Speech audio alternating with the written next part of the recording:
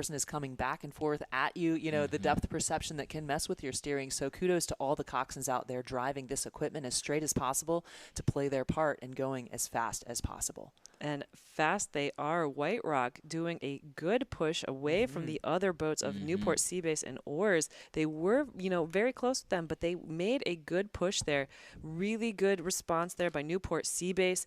They are probably only about 2 seats ahead of the Oars crew in that darker blue shell, 1 lane over. And then that Pacific boat making a great move on Oars. They're hanging in there. SA still out in front with a commanding lead as we get into 250 meters to go for St. Andrew. They will likely sprint. You can see it already happening. The blades started going to the water even more directly, even more quickly.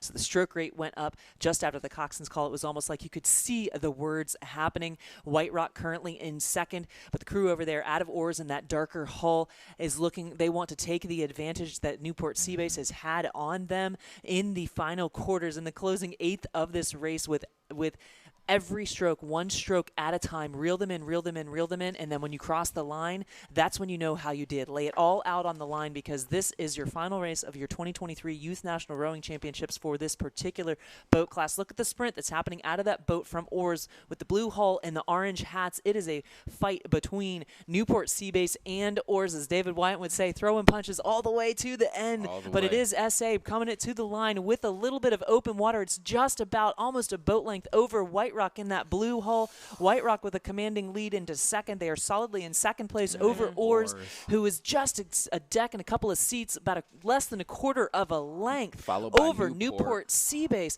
and very tight still between Sarasota and Pacific on the far side. That stayed. We talked about that earlier on the near side. It's Atlanta Juniors coming in 7th unofficially, with Indianapolis rounding out the field. There was no crew out of the 3rd, 4th, 5th, 6th, 7th, and 8th places that weren't overlapped. No. First came across with just about a length. Second came across with not quite a length. So that was a tight race, top to toe. For that top spot, and you know that 9th place spot. I mean, that's we're top 10 in the country. So like, that's just like in my opinion, I'm like that's awesome. And so when you win, when you get that 9th place spot, and that 2nd place will be that 10th place spot. And so it's just like we're top 10 in the country. Yeah, I can tell my friends we're top 10 in the country. Yes, my family we're top 10 in the country. Like that's Sweet 16. Sweet 16. Absolutely. Sweet 16 times 9.